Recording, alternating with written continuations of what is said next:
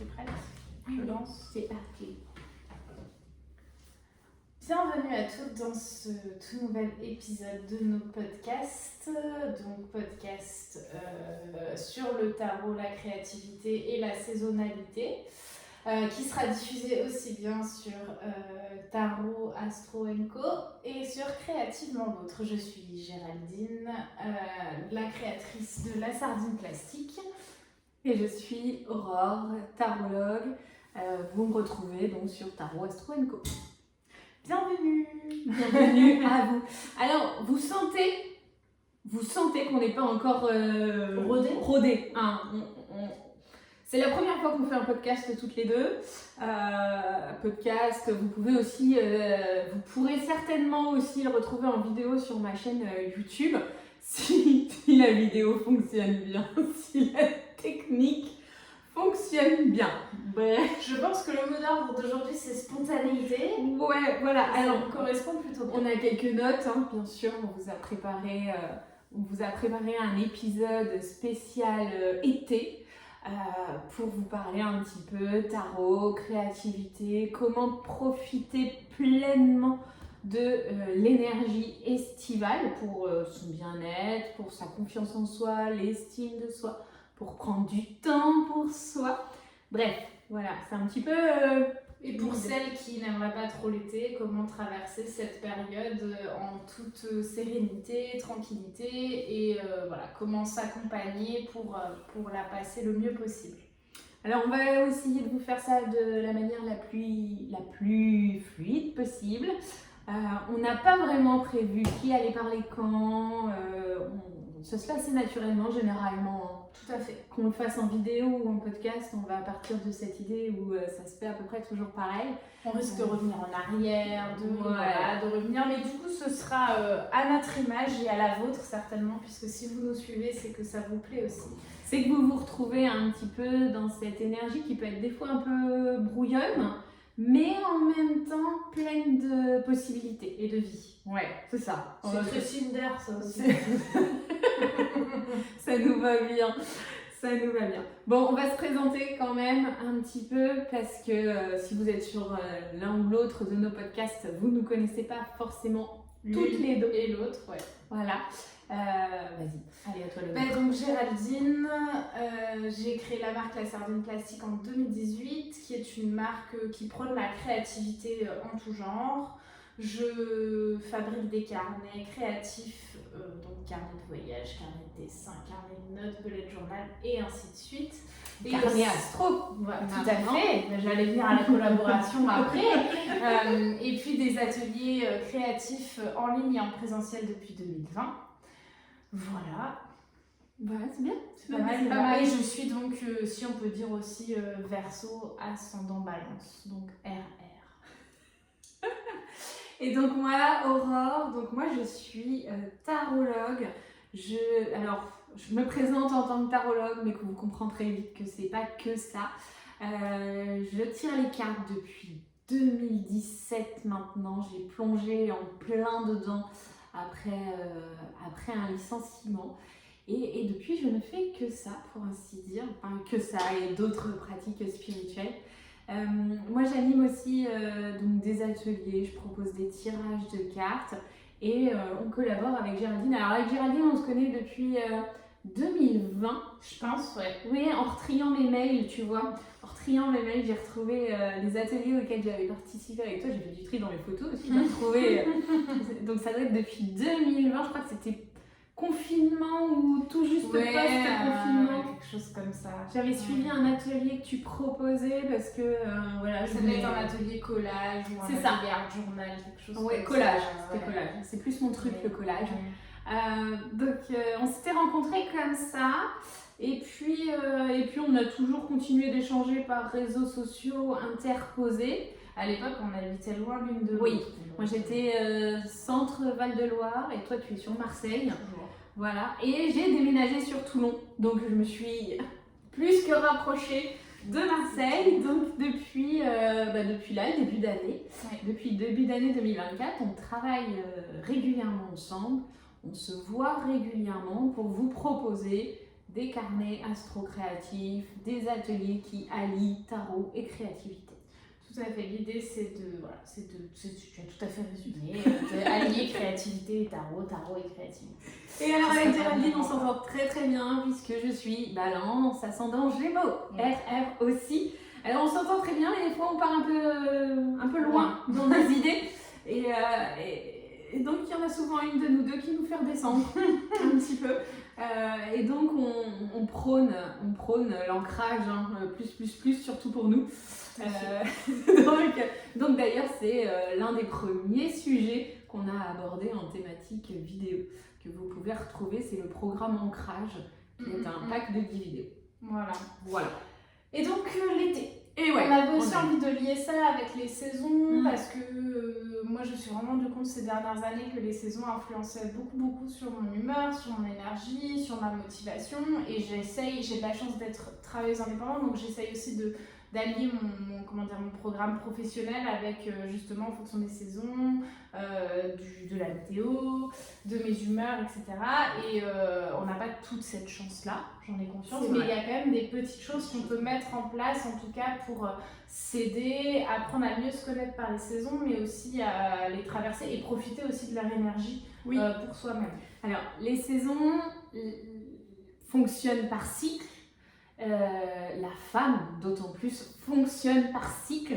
On est totalement impacté et d'autant plus dans nos féminités. Je dis nos parce qu'on a tous plusieurs façons de gérer sa féminité. D'être impacté par l'énergie des cycles, qu'ils soient saisonniers, lunaires, menstruels, etc., etc. Et vous allez comprendre que tout est lié en fait. Tout est lié. Tout peut être lié. Tout peut être lié, mais tout est lié quand même. Donc là, on commence avec l'été. On vous tourne ce podcast. On est mi-juin, début juin, mi-juin. Début juin. On est début juin. Bref, on va vous le sortir pour le solstice d'été. Donc normalement, vous l'avez là en ce moment si vous êtes en ligne.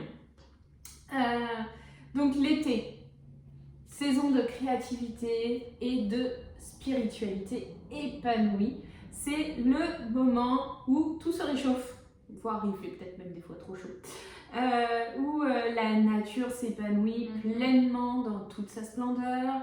L'été, c'est la période propice pour l'éveil de la créativité. C'est aussi une période souvent où on a des vacances, où donc du coup on a du temps, et où bizarrement les femmes prennent un peu plus de temps pour elles aussi, quand elles y arrivent. Donc c'est aussi une période généralement où on crée plus, où on prend plus de temps pour soi en tout cas, et où on se fait plaisir. Donc c'est aussi une bonne saison pour commencer, je trouve, pour parler de ce plaisir-là. Parce que le rythme est différent en fait. Il y a un rythme différent qui se joue. Les journées sont plus longues, il y a plus de lumière. Comme le disait Géraldine, il y a des périodes de vacances. On est moins impacté par le quotidien en fait, quand il y a le travail, les enfants à gérer, les activités sportives, etc., etc., etc. Vous mettez tout ce que vous voulez derrière. Mais on est dans une autre temporalité. C'est exactement ce que j'allais dire. Tout est plus lent aussi. Et ça, ça fait du bien. C'est vraiment une période que j'aime beaucoup parce que en fait, tout est lent et du coup, on a vraiment cette impression que on a plein de choses qu'on peut faire en fait. Il n'y a pas plein de choses à faire, mais plein de choses qu'on peut faire. Et on peut aussi décider de ne rien faire. Ça, c'est bien aussi. Rien faire, c'est sympa. Et on va prôner aussi un petit peu ce concept-là. Concept que l'on perd dans cette société qui va toujours un petit peu à 100 à l'heure en fait. Et puis une société qui prône la productivité sans cesse. Moi je me suis rendu compte il n'y a pas longtemps que en fait souvent quand je faisais les choses je me disais mais si ça me sert à rien derrière, faut que j'arrête de les faire. C'est vrai. Un peu en ce truc de productif. Quand j'ai commencé à faire des carnets, je suis bon bah ok maintenant il faut que je les vende. Quand j'ai commencé à prendre du plaisir à faire de la créativité, je me dis ok je vais le faire pour les autres. Et en fait j'ai jamais pris ce temps juste de l'apprécier pour moi. Ouais, c'est vrai qu'on perd cette idée de faire les choses juste pour soi et pour le plaisir de les faire. Le plaisir de faire les choses. C'est waouh. On fait les choses par devoir, on fait les choses pour gagner de l'argent, mais de faire juste une chose parce que ça nous fait plaisir, c'est hyper compliqué. Et c'est hyper compliqué parce que même quand on y arrive, soit on culpabilise, soit on a peur aussi du jugement des autres, du regard des autres sur le fait qu'on prenne le temps. Ouais. Et même ne rien faire, en fait, c'est pas vraiment ne rien faire. C'est déjà faire quelque chose puisque c'est prendre du temps pour soi. Donc c'est une autre... Et sinon, peut-être que l'été, c'est le seul moment, en fait, je trouve, où tu peux ne rien faire sans être jugé par les autres. C'est vrai, ce truc de je vais à la plage, je suis allongée, je fais rien. Je suis en bord de piscine, je fais rien. Ouais. Je suis assise sur ma terrasse au soleil. Et en fait, c'est comme si, je trouve, il y a peut-être un peu ce truc de on prend le soleil. Oui, et donc prendre le soleil, peut-être que c'est prendre du temps. Enfin, en tout cas, il y a une poésie, je trouve, dans cette saison-là. Bon, moi, c'est ma saison préférée, donc je pourrais en parler à tort, à travers. Pourtant, je suis pas née en été, hein, mais c'est vraiment ma saison préférée. Et justement, on va parler aussi pendant cet épisode de podcast de l'importance de s'ennuyer. Oui, de l'importance de s'ennuyer pour soi et de s'ennuyer pour sa créativité ou de s'ennuyer, enfin voilà, en tout cas l'ennui aujourd'hui il a quand même une très mauvaise réputation aussi, on est tout le temps à chercher des occupations, soit en regardant Netflix, soit en scrollant sur son téléphone. On est incapable de ne rien faire. Et je pense que de faire l'apologie, si je puis dire, de l'ennui et de parler de ses bienfaits aussi sur soi, c'est hyper important. L'ennui développe énormément d'imagination d'ailleurs. Et on le remarque chez les enfants, d'autant plus. Des enfants qui ne savent pas s'ennuyer ont des difficultés à intégrer l'imagination dans leur quotidien.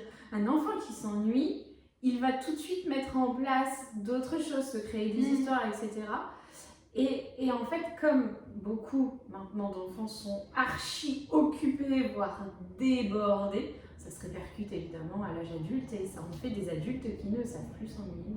Et qui, perdent le pouvoir un peu de l'imagination, ce qui est dommage. C'est ça. Voilà. Bon, on part déjà dans tous les sens, mais vous avez compris. Heureusement qu'on a... On part, mais dans une direction, nous sommes engagés. Heureusement qu'on a une directive, parce que sinon, on va pas s'en sortir. Mais si, très bien. Alors... Dans cet épisode, l'idée c'est que moi je vous parle un petit peu plus du tarot, de la spiritualité, un peu d'énergie chinoise aussi. Je vous ai trouvé pas mal de thématiques pour aborder l'été, l'influence de l'été en tout cas sur notre corps. Et toi tu vas plutôt aborder évidemment toute la créativité, mais les activités aussi. Je vais parler aussi un peu d'énergie, mais pas de la même façon que toi. Je vais pas parler d'énergie forcément spirituelle, mais je peux parler d'énergie émotionnelle et d'énergie physique aussi. Avec nous deux, vous aurez un petit peu tous les versants. On va dire, avec quand même, on a deux façons de parler assez différentes. Vous allez voir que moi, je suis plus ancrée développement personnel, spiritualité, et toi, tu as peut-être un côté un peu plus pratico-pratique. Oui, je sais pas du tout dans mon thème astral d'ailleurs, la Terre, c'est... Donc j'ai tendance à être celle, on disait tout à l'heure qu'il y en a une qui raccroche à la terre, c'est moi. Ouais. Et il y en a une autre qui motive, c'est toi. Ouais. Parce que moi en fait, ce qu'il faut savoir, c'est que j'étudie aussi l'astrologie et c'est vrai que tu n'as pas du tout d'élément feu dans ton thème astral. Et donc, justement, c'est peut-être pour ça que tu aimes l'été, tiens. C'est peut-être pour ça que tu aimes l'été, parce que tu en manques le reste de l'année. Et donc, cette énergie feu a besoin d'être présente auprès de toi. Alors que moi, j'ai une énergie feu. Peut-être effectivement que j'ai moins d'énergie terre dans mon thème, et ce qui vient compenser. Et comme je fais une magnifique transition sur cette énergie de l'été, qui est une énergie feu, pour le coup. On peut peut-être rappeler les signes feu aussi. Oui, signes de feu, bélier, Sagittaire et Lion, voilà, qui sont des signes très feu. Mais après, dans un thème astral, en fait, on a un peu tous les signes et on a un peu tous des planètes dans les signes. Et toi, il s'avère que sur ton thème astral, tu n'as aucune planète en élément feu, donc en signe de feu. Et donc, le feu n'est pas du tout présent dans ton thème. Voilà. Ça peut arriver, hein, parfois. Voilà, ça arrive. Effectivement, à nous deux, on a beaucoup plus d'air, hein, ce qui est tout à fait logique avec nos solaire signes. air et ascendant air, forcément. Voilà. Mais oui, effectivement, chez toi, pas de feu. Moi, j'ai une lune en Sagittaire, donc j'ai l'élément feu qui est très présent quand même. Mais pas toi. Non. Et donc les énergies feu, vas-y. Allez, donc l'énergie de l'été est synonyme de vitalité, d'abondance et d'expansion. C'est une période où la nature est donc à son apogée, où les fleurs éclosent dans une profusion de couleurs et où les fruits mûrissent évidemment sous le chaud soleil estival. Cette énergie d'abondance et de croissance nous invite à embrasser notre propre potentiel créatif et à manifester nos désirs les plus profonds. Alors, l'élément feu, il est symbole d'énergie, de chaleur, de croissance, d'expansion.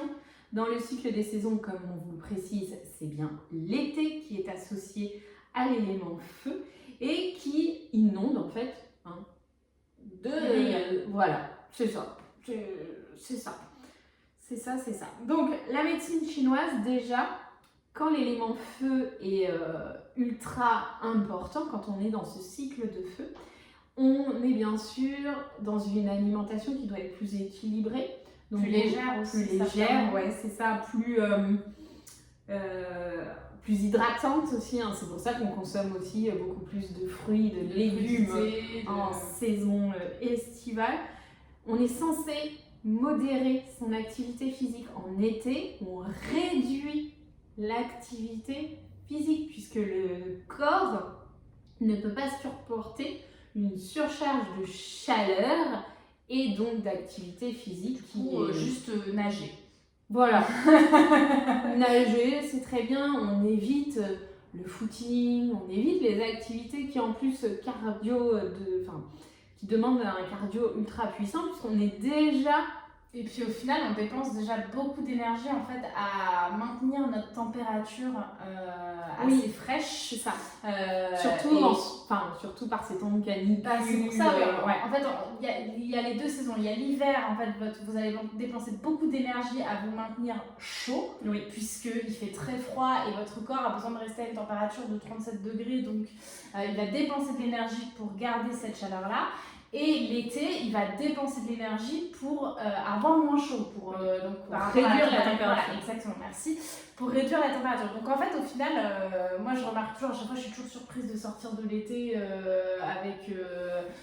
J'ai l'impression que j'ai bouffé comme 5, que j'ai bu comme 6. Et je me dis, bon, même si j'accorde personnellement aucune importance à mon poids, ou en tout cas j'essaye, je suis toujours surprise de remarquer à quel point.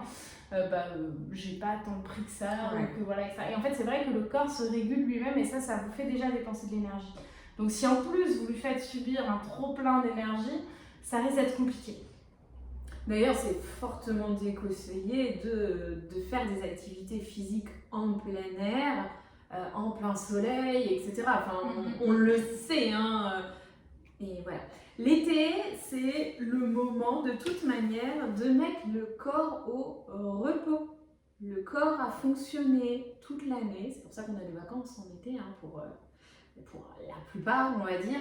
Et c'est ce moment où on doit mettre le corps au repos, où il doit lézarder au bord de la mer, la piscine, en pleine du lac, de la rivière, voilà. Généralement, on se rapproche d'un point d'eau, effectivement, c'est ce qui permet aussi de réguler sa température. Mais voilà, donc en tout cas, on réduit le tempo, c'est ça. En été, on réduit le tempo. Et on se cale à cette énergie, c'est le moment de faire la sieste, voilà, on évite de sortir en plein cagnard, très sud ça, donc on prend les bonnes pratiques du sud, parce que pour le coup, les pays où il fait chaud, ils sont habitués à fonctionner comme ça, donc on prend ces bonnes habitudes-là. Donc c'est le moment idéal pour faire des activités plus calmes, plus posées. En tout cas, que l'on pratique assis ou au bord de l'eau. Alors, d'un point de vue tarot, les cartes qui représentent l'été, par exemple, ça va être... je les ai sorties pour ceux qui verront en vidéo. Pour les autres, sortez votre jeu de tarot. Sortez votre jeu de tarot. Regardez sur Internet. Ouais, c'est ça. Donc, la carte du soleil, évidemment, pour l'été.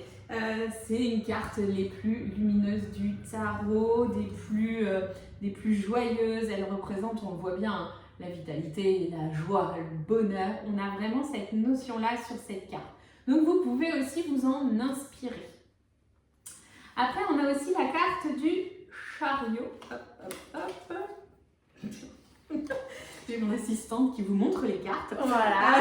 qui elle, pour le coup, évoque aussi le mouvement, le succès.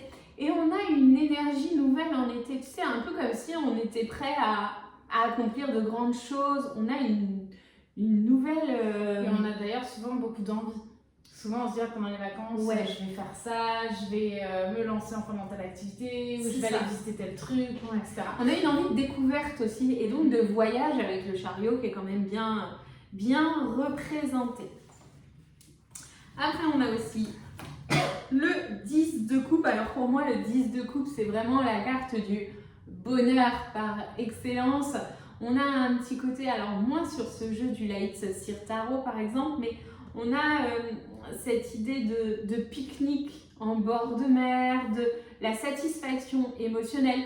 C'est l'été aussi, c'est le moment des grands rassemblements familiaux. Généralement, on retrouve la famille et on est tout de suite beaucoup plus relax, détendu que sur les autres périodes de l'année. En fait, en famille où vous pouvez être complètement vous. Oui. Votre famille, elle vous connaît, elle sait si vous avez un sale caractère, elle le sait, si vous êtes flemmard, elle le sait, c'est comme ça, et on s'aime comme ça aussi. Donc, et si vous vous retrouvez pas en famille, parce que tout le monde ne se retrouve pas en famille, en général, on se retrouve avec les amis, et c'est pareil, les amis, ils savent exactement comment vous fonctionnez, et en général, si vous partez en vacances avec, c'est que vous savez. C'est que vous savez. Et du coup, il y a aussi moins cette pression sociale, je trouve. Ouais. Alors, en tout cas, c'est la pression sociale que vous ne devriez pas vous mettre. C'est ça. Mais bon, on n'est pas encore... On essaye. On essaye. Parce que pour le coup, le 10 de coupe, si je pouvais vous la schématiser, c'est se réunir à 3-4 familles, amis dans une villa et partager des moments ensemble, se retrouver pour un méga pique-nique au bord d'une rivière. Enfin voilà, c'est ça un petit peu cette idée du 10 de coupe. Il y a aussi une carte qui représente encore bien l'été, c'est l'As de Pentacle. L'As de Pentacle, on est vraiment sur le potentiel créateur. C'est la graine qu'on va planter, le projet qui va fleurir. C'est vraiment tous les projets qui portent leurs fruits, les investissements, etc. C'est le petit point de départ. Là. Parce que tu disais un petit peu tout à l'heure avec cette envie de faire de nouveaux projets, etc. Où c'est vrai que cette carte de l'As de Pentacle, elle représente bien cette notion. Il y a la carte du monde aussi qui symbolise l'accomplissement, la réalisation. Alors c'est l'accomplissement parce que souvent c'est la période aussi des vacances. Et les vacances qu'on a souvent attendues toute l'année parce qu'on a beaucoup travaillé, etc. Oui, puis même pour ceux qui travaillent en salarié, c'est souvent le moment où on prend 2 semaines, voire 3 semaines d'affilée, ce qu'on ne fait pas le reste de l'année. Ce qu'on appelle les grandes vacances. C'est cette notion déjà qu'on avait à l'école. C'est la période des grandes vacances où on sait qu'on va faire une grande pause avant le changement d'année scolaire et où voilà, on a atteint une fin d'année en fait. Un cycle. Ouais, c'est ça. On peut imaginer qu'on a 2 fins d'année dans une année. Ah, tout à fait. Enfin, moi, je ressens vraiment, je sais que pour moi, l'été, c'est une vraie fin d'année. Après, j'ai des enfants, donc je fonctionne quand même sur le système scolaire. Et moi, je travaille avec des enfants, donc forcément, j'ai ça aussi.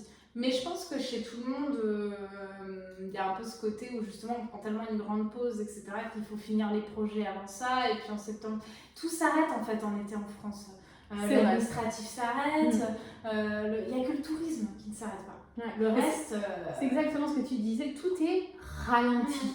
On sait très bien que si on veut faire quelque chose, si on veut, je sais pas, un crédit immobilier, il faut le faire avant début juillet. Parce que clairement, c'est pas en juillet ou en août qu'on va avoir un retour de la banque, du notaire, du machin. Non, mais je me souviens bien, moi j'ai signé ma maison le 30 août, donc tu vois, j'avais signé la promesse de vente le 7 mai, voilà. C'est ça. Et tu sais que ça revient aller vers le 25 août à peu près. Et encore, parce que ça reprend doucement. Voilà.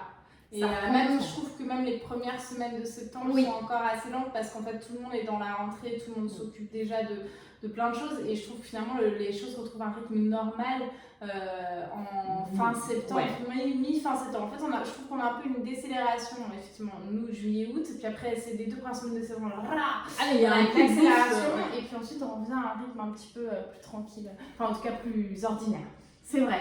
C'est vrai qu'on a vraiment presque un cycle sur ces 3 mois d'été en fait. On a presque dans 3 mois d'été un autre fonctionnement. Mais c'est ce que tu disais, c'est une autre temporalité. Ouais. Mais c'est plaisant aussi, ça fait du bien. Ça fait du bien et puis septembre a aussi ce petit côté de renouveau. Septembre c'est encore l'été. Ouais, c'est vraiment peut-être c'est le temps qu'il faut prendre de recul avant de redémarrer en fait. Ouais, c'est ça. Et puis je dis souvent moi que le bullet journal c'est bien de le commencer soit en septembre soit en janvier. Ouais. C'est pour ça que je te dis il y a deux. Mais deux débuts on les d'année ressent tout le temps. Moi ouais. je pense que dans les autres pays qui n'ont pas leur rentrée scolaire non plus. Enfin, je saurais pas dire parce que par exemple moi j'ai une belle famille qui habite en Nouvelle-Calédonie et eux la rentrée scolaire est en janvier. Donc peut-être que eux ils ont peut-être qu'une rentrée scolaire. Idée de renouveau d'année en fait. Ce qui au final est assez cohérent si on veut fonctionner sur un cycle calendaire. Ouais. Et donc ça c'est pour les pays qui font l'hiver, l'été dans notre hiver. En fait. Oui, c'est ça. C'est encore. C'est pas autre chose. Enfin voilà. Donc voilà pour la partie un peu plus tarot. En tout cas pour les cartes qui peuvent symboliser l'été et comment j'entends la symbolique de l'été dans ces cartes. Je peux aussi vous proposer un tirage de tarot à faire pour cette période-là. Alors ce que je vais faire, c'est que je vais vous le dire comme ça et puis je vous rédigerai une petite fiche que je vous mettrai en description du podcast. On va voir, mais en tout cas, si vous ne la trouvez pas en description, vous n'hésitez pas à nous demander parce que ce sera plus facile que de devoir réécouter constamment le podcast pour écouter, surtout qu'en plus, je vous en ai presque prévu 2, donc je vais vous les donner et je vous ferai une fiche. Et avant ça, donc tu nous as parlé des cartes qui représentent bien le tarot, c'est des cartes où quand elles... le tarot l'été. Oui. Je me demandais du coup, tu parles de ces cartes parce que si elles sortent dans le elles tirage... peuvent te parler de l'été aussi, effectivement. Et on peut tout à fait faire une saisonnalité avec les cartes de tarot, avec des événements. Par exemple, tu vois, si tu tombes sur des cartes d'épée, j'imagine un 3 d'épée, tu vois, une carte un peu dure, là, si ça vous parle, 3 épées qui transpercent un cœur. On sent qu'on est quand même dans une atmosphère un peu plus sombre, tu vois, donc on va plus imaginer l'hiver, etc. Notamment quand tu veux dater quelque chose dans un tirage. Par exemple, si tu poses une question en disant à quelle est la période la plus propice pour démarrer tel projet et que le monde où le soleil sort, c'est plutôt une saisonnalité d'été, quoi. C'est ça. Ok. C'est ça. Tu peux effectivement mettre un tempo, donner un tempo à tes cartes de tarot. Si par exemple, je sais pas, après tu as la carte du pape ou quelque chose comme ça, tu vois, on peut imaginer qu'on est sur une fête religieuse.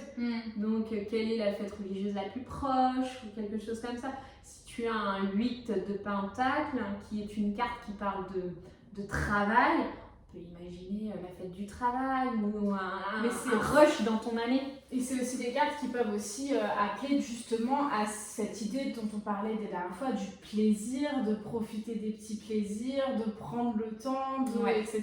Si c'est des choses en disant de quoi ai-je besoin en ce moment et qu'on tombe sur le soleil ou le monde, ça peut être... J'ai besoin de soleil. Non mais ça peut être, tu sais, par ouais, non, mais il y a pas longtemps, je l'ai tiré et c'était vraiment ce que nous disait le petit fascicule, parce que je suis moins calée que toi, donc j'ai encore besoin du petit livret de mon jeu de tarot pour m'expliquer. Et puis je vais aussi sur les sites internet pour aller plus loin, mais c'était vraiment l'idée de la gratitude, de profiter du plaisir, etc. C'est aussi des cartes qui sont associées à ces éléments. C'est ça.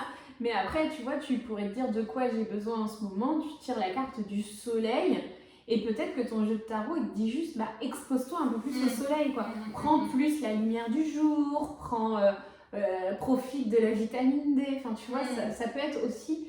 Des fois, il ne faut pas forcément... Tout interpréter. Ouais, et puis chercher trop compliqué, en fait. C'est en fonction de ton jeu, en fonction de ce que l'image, elle te raconte. Mais ça, c'est carrément un autre épisode de podcast. Je dis aussi souvent que le tarot, ça t'aide à aller avec ta propre intuition. Donc oui, c'est aussi en fonction de ce que tu ressens face aux cartes. Oui, c'est ça. C'est ce sur quoi tu dois te fier en priorité. C'est ce que tu ressens par rapport à la carte. Si la carte, elle te fait un effet bon, tu peux déjà imaginer que l'émotion va être quand même assez négative derrière ou que le résultat va être négatif.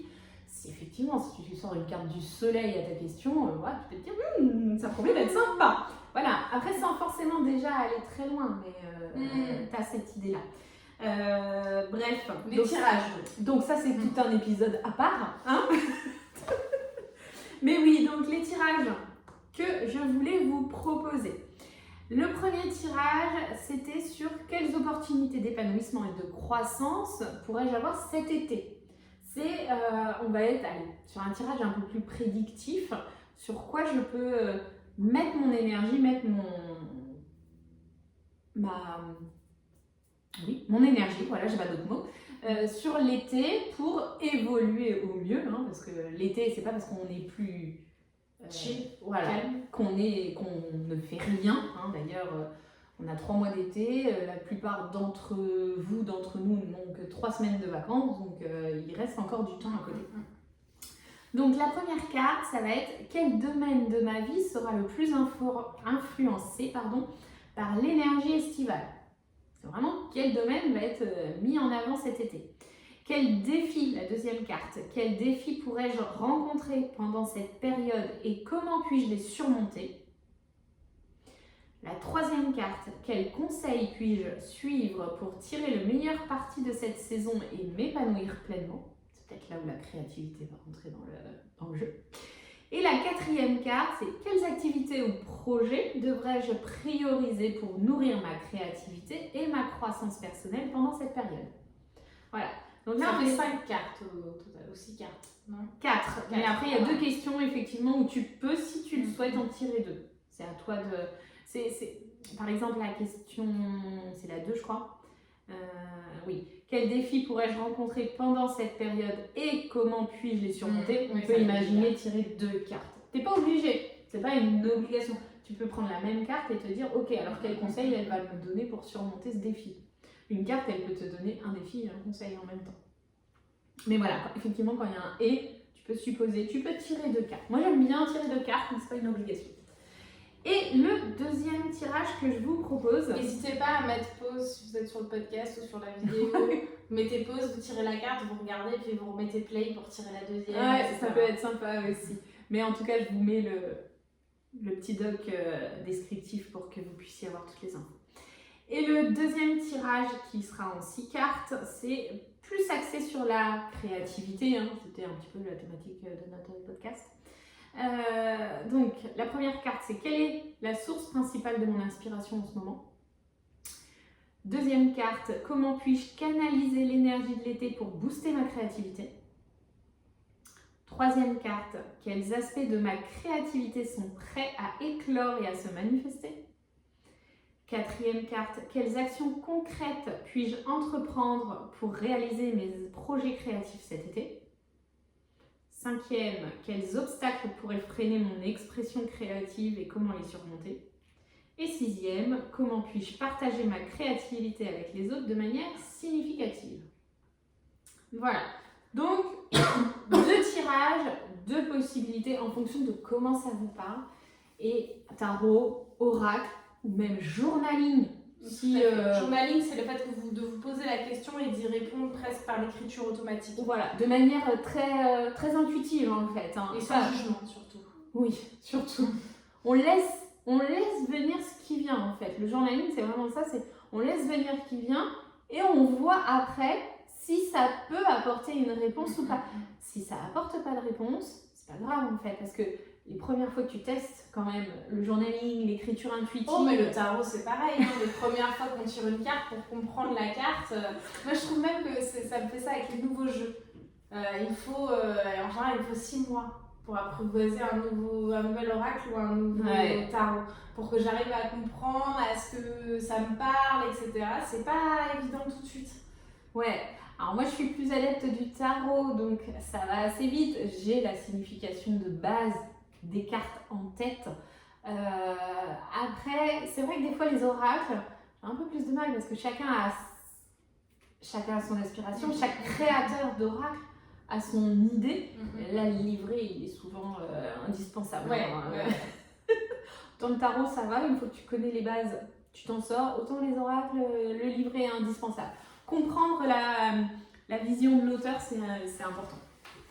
Tout à fait. Alors après, pour finir un peu, donc on a parlé tarot, tirage de tarot, on a parlé de la saisonnalité, de ses énergies. Moi, je vais vous donner quelques petites pratiques créatives que vous pouvez mettre en place pendant cette période de l'été, soit si vous n'avez pas d'inspiration, envie mais pas d'inspiration, soit si vous avez déjà fait plein de créativité avant et que vous n'avez plus d'idées, soit si vous voulez vous lancer, vous n'osez pas, vous ne savez pas par quoi commencer. Donc voilà des petites idées que je vais vous donner, que vous pouvez tout à fait adapter à votre créativité, modifier, faire comme vous avez envie. Moi c'est vraiment juste des petites pistes que vous pouvez creuser, des petits tests que vous pouvez faire. Il y a des activités qui peuvent se pratiquer tout seul ou des activités qui peuvent se pratiquer en famille, parce que c'est aussi un moment où va falloir occuper les enfants, donc c'est aussi un moment où on est créatif parce qu'il faut occuper les enfants. Donc voilà. Alors le premier, donc on a parlé du fait que l'été c'est un moment où on profitait, le plaisir, etc. Donc je vous propose un journal de gratitude estivale. Donc, créer un journal de gratitude où chaque jour, vous allez pouvoir... la gratitude, c'est quand on est reconnaissant de quelque chose, quand on veut dire merci. Donc, c'est aussi se mettre dans un état de pensée positive. Oui.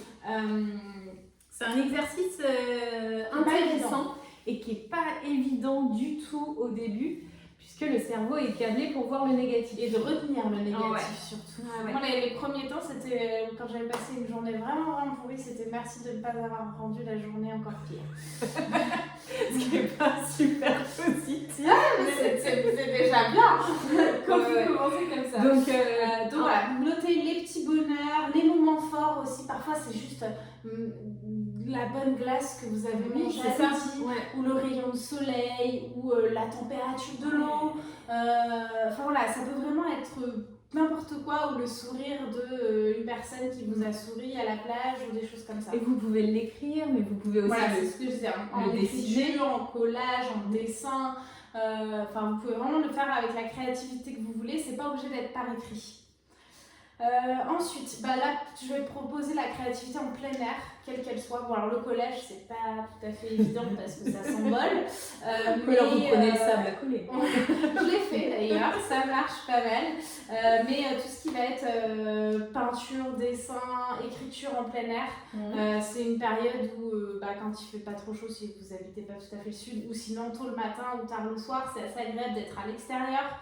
Donc emporter son matériel créatif avec soi sur la plage, dans un parc, dans son jardin, tout à fait, sur son balcon. Moi ça peut être aussi, parfois j'aime bien utiliser les éléments que je trouve, donc je vais coller justement une feuille d'arbre ou le sable de la plage, ou sinon ça m'arrive aussi d'utiliser l'eau que je trouve sur place pour rincer mes pinceaux, pour mettre l'eau des pinceaux, donc l'eau de rivière, l'eau de mer.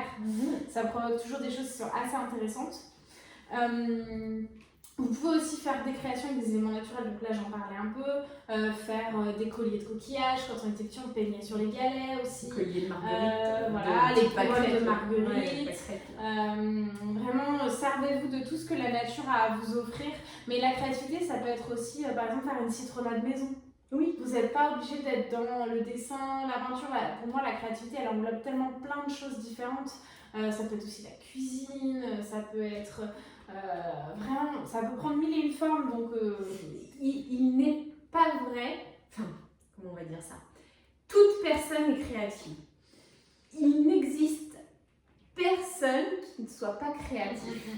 C'est-à-dire que vous êtes créatif au quotidien, sauf que la créativité, c'est devenu savoir dessiner, en fait. Ce qui est pas vrai.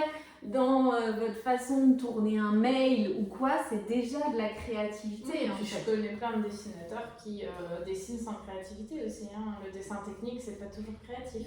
C'est vrai aussi. Donc, voilà. N'hésitez pas, en tout cas, vous faites forcément preuve de créativité au quotidien. Le petit truc, moi j'avais testé une fois là, dans la créativité en pleine nature, c'était un bout de papier un peu cartonné, un scotch double face. Et avec les filles, ouais, on avait été ramasser des petites pâquerettes justement, et on collait sur le double face et ça faisait une petite carte de l'été en fait. Donc ça c'est un truc tout bête à faire avec des enfants. Vous pouvez le faire en bracelet. Ouais, je l'ai vu ça aussi. Et oui, effectivement, vous mettez un bout de scotch à l'envers, hein, donc le côté collant, pas vers la peau, mais vers le ciel, si je puis dire. Oui.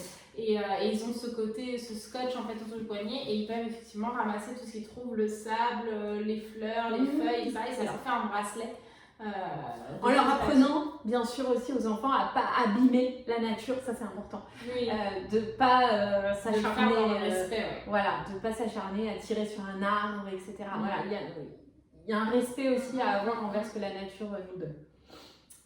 Alors ensuite, pour rester dans la spiritualité, etc., l'écriture inspirée par le tarot, donc tirer une carte de tarot chaque matin, écrire un court texte ou un poème ou faire un collage lié à sa carte de tarot. Un dessin, un motif, un mantra, voilà, des choses. Ça peut vous aider aussi à avoir une pratique régulière et à prendre du temps pour vous tous les matins ou tous les soirs, par exemple. C'est votre moment pour vous dans la journée. Voilà, il y a l'atelier de cuisine créative, donc avec les enfants, faire des gâteaux. On peut aussi faire de glace à l'eau. Moi, j'aime beaucoup l'été. Il y a les moules de glace à eau maintenant où vous achetez ça et puis vous mettez du sirop de menthe ou de grenadine, etc. avec de l'eau et puis vous laissez au congélateur. Et, moi, je fais des sirops crus. Tu sais, tu mets juste ton fruit, une couche de sucre, ton fruit, une couche de sucre. Tu fais ça dans un bocal. Tu peux ajouter des feuilles de menthe. Enfin bref, t'aromatises avec ce que tu veux. Et tu laisses fermenter. Et en fait, ça va devenir liquide et ça va te faire un sirop. Au bout de combien de temps ? Une petite dizaine de jours. Ok. C'est pas très long. Et là, à titre d'exemple, là j'ai fait du sirop de fraise. C'est la saison, hein, on est en pleine fraise. Donc quand vous mangez vos fraises, je garde la queue des fraises avec un petit peu de fraise. Comme ça, je jette rien. Et je mets ça dans mon bocal, couche de sucre, et ça me fait un super sirop cru qui, alors ça s'appelle du Kozo, je crois. Bref, je ne sais plus. Moi, j'appelle ça sirop cru. Et rien ne vous empêche après, effectivement, d'aromatiser. Et j'ai des petites bouteilles en verre et ça se garde super longtemps et ça évite d'acheter des sirops industriels. Ça va aussi avec, justement, là, j'avais aussi l'idée de fabrication de cocktails ou de mocktails. Donc, les mocktails, c'est du cocktail sans alcool. Et très bien. Voilà, donc apprendre à créer des cocktails et mocktails estivaux en expérimentant avec des fruits de saison, des herbes fraîches, des choses comme ça. Il y a vraiment plein de choses à faire. Et ça peut être fait lors, par exemple, d'une autre idée que je vais vous donner, des soirées thématiques. Donc, organiser des soirées à thème où chacun peut venir déguiser, participer à des activités créatives comme des jeux d'écriture, des concours de dessin, de Pictionary, ou des ateliers de fabrication de bijoux, etc. Enfin, en tout cas, voilà, essayer de faire des choses qui soient un petit peu amusantes à faire avec des amis, par exemple. Mais il y a aussi le carnet de voyage collectif, donc ça c'est des choses que j'aime beaucoup proposer, surtout pour les parents avec les enfants, de tenir un carnet de voyage tout au long, même si vous restez chez vous. En fait, le voyage, il n'a pas forcément besoin d'être physique. Vous pouvez tout à fait un carnet de voyage à partir du moment où vous décrivez vos journées, ce que vous faites, etc. Vous pouvez acheter un Polaroid, faire une photo par jour. Voilà, il y a vraiment des choses que vous pouvez faire. Surtout quand maintenant, avec les téléphones, on a tous de quoi faire des photos. Oui, le problème c'est plus de les imprimer, c'est pour ça que je proposais plus le Polaroid, mais vous avez aussi maintenant les petites imprimantes à selfie là, qui sont super sympas. Après, rien ne vous empêche aussi, et notamment avec les enfants, hein, parce qu'on dit que souvent l'été, on ne prend pas le temps parce qu'on a les enfants et machin, mais quand vous écrivez votre journal de gratitude, rien ne vous empêche de donner à votre enfant un carnet avec de quoi écrire, dessiner ou coller tous les jours ce qu'il a préféré dans sa journée. C'est clair. Voilà, c'est assez simple à mettre en place. Ça ne demande pas du matériel exceptionnel. Mais en plus, vous allez lui apprendre à se concentrer chaque jour sur une tâche. Et ça, c'est hyper intéressant aussi. Et en tant que parent, vous allez en plus avoir son retour sur ce qu'il a préféré et vous allez apprendre à encore mieux connaître votre enfant. Autre petite activité que vous pouvez faire, c'est la randonnée artistique. Donc partir en randonnée comme d'habitude, mais avec du matériel artistique. Donc le carnet de voyage par exemple, les crayons, le machin, l'appareil photo. Et vous pouvez faire, moi j'aime bien faire des randonnées avec la thématique des fleurs comestibles par exemple. Où l'idée c'est de chercher des fleurs, des choses comme ça. Vous pouvez aussi décider de dessiner tout ce qui est bleu, parce que tout ce qui est vert, vous allez en avoir pour beaucoup à dessiner. Mais voilà, il y a des choses en tout cas comme ça que vous pouvez faire qui sont assez amusantes à faire pour changer un petit peu juste de la randonnée. Et pareil avec les enfants, ça peut être vraiment amusant à faire pour aussi qu'ils se concentrent tout du long du chemin. Oui, ou pas épuisé. Te poser une demi-heure et dessiner le paysage, juste se dire bah tiens c'est l'heure de la pause quand tu pars en rando et notamment avec des enfants. Vous sentez hein, la fille qui a des enfants. Mais j'en ai pas, mais ça reste quand même très ancré. Hein. Et puis toi tu travailles avec eux donc t'as encore un autre point de vue. Mais oui, la pause d'une demi-heure où chacun sort ses crayons de couleur et dessine ce qu'il voit en fait. Ça peut être très sympa. Oui, et vraiment avoir l'idée du lâcher prise. Ça n'a pas besoin d'être réaliste. Et ça n'a pas besoin d'être beau. Enfin, beau. Ça doit vous plaire en fait. Subjectif. Il faut sortir de l'idée de la beauté pour la beauté. Ouais. Ça doit juste. Si même le résultat n'est pas épatant mais que vous avez pris du plaisir à le faire, bah c'est tout gagné. Oui, c'est ça. Il n'y a pas de. Oui, il n'y a pas de but en fait précis, si ce n'est prendre du temps pour soi. Et du plaisir. Ensuite, la dernière activité que j'allais vous proposer, c'était l'herbier créatif. Donc voilà, créer un herbier, donc cueillir, on a dit toujours dans le respect de la nature. Vous avez plusieurs articles de blog sur internet qui peuvent vous montrer comment faire un herbier en ne cueillant pas toutes les fleurs, quel moment les cueillir, etc. Les feuilles aussi, mais en tout cas c'est des choses que vous pouvez faire pareil, soit en cueillant, mais en dessin, en photo aussi. Ça peut être une photo par jour d'une plante. En plus vous avez l'application qui s'appelle plante.net qui vous permet d'identifier les fleurs avec le nom latin, le nom usuel, etc., où ça pousse, à quel moment, donc ça c'est assez intéressant aussi, et c'est quelque chose que j'aime assez faire à l'herbier. Je trouve en plus vous avez un peu une méticulosité à avoir, ça vous permet de vous concentrer aussi sur une tâche à la fois, donc c'est assez intéressant. En tout cas, tout ça pour vous dire que l'été c'est vraiment le moment idéal pour explorer des nouvelles formes d'expression si vous avez envie. Vous laissez votre imagination s'envoler, donc l'imagination l'ennui, donc laissez-vous le temps de vous ennuyer. Ne mettez pas trop de choses dans votre journée, mais que ce soit à travers la peinture, l'écriture, la danse, la musique, vraiment trouver des création d'un château de sable. J'adorais ça, je faisais des cours de château de sable avec ma famille quand on était petit. Ou alors faire des sculptures dans le sable que vous décorez avec les petits galets, les petits coquillages, des trucs, mais il n'y a pas... Et ça, c'est être créatif en fait. Ou dessiner dans le sable. Mais en fait, à partir du moment où vous avez votre imagination, vous avez une idée, vous êtes créatif. Qui n'a pas d'idée? C'est ça. Voilà, en tout cas, c'était l'idée. J'espère que ces idées vous donneront envie de commencer de nouvelles choses. Ouais. Et puis c'est le moment de vous dire que pour nous suivre, pour aller plus loin, pour continuer à évoluer avec nous, vous avez donc l'atelier Ose qui est disponible gratuitement, qui est un pack de 3 vidéos où vous avez du tarot et de la créativité. Pour vous lancer. Voilà, c'est vraiment pour débuter, hein, c'est le principe, oser, commencer quelque chose. Vous avez le programme Ancrage, 10 vidéos qui va pour le coup plus loin et qui vous permet de vous organiser, de vous ancrer dans la matière, de vous poser, de profiter, de se détendre, de décharger la charge mentale, de prendre du temps pour vous. Et puis on se retrouve dès septembre pour un nouvel épisode de podcast, mais vous pouvez aussi entre-temps nous suivre sur nos réseaux sociaux, Instagram, donc aurore.tarologue pour Aurore et la sardine plastique pour moi, Géraldine. On a aussi des newsletters, on envoie on a tout, venez nous voir sur les réseaux, ce sera le moyen le plus simple de nous contacter de toute manière. Et puis on se retrouve en septembre pour un nouvel épisode de podcast, pour un nouvel atelier en visio aussi. On va associer ce podcast à un atelier sur la saisonnalité aussi, donc ce sera pour l'automne évidemment. Et puis voilà, je pense qu'on a fait le tour. C'est pas mal. Hein, je pense qu'on a fait le tour. On vous dit à très bientôt et surtout aussi envoyez-nous un mail pour nous dire ce que vous avez pensé de ce podcast. Ouais. Écrivez-nous sur les réseaux sociaux pour nous dire si ça vous a aidé, si ça vous a inspiré. Voilà, on est vraiment ouverte à tous les retours que vous pourrez nous faire sur ce qu'on vous propose. Ouais. Et puis je pense notamment par rapport au tirage de tarot ou aux activités créatives que vous a proposé Géraldine. Si vous voulez un peu plus de contenu, si vous voulez un petit tuto, par exemple, ça pourrait être un petit tuto vidéo. N'hésitez pas aussi à nous le dire, je pense notamment là sur YouTube.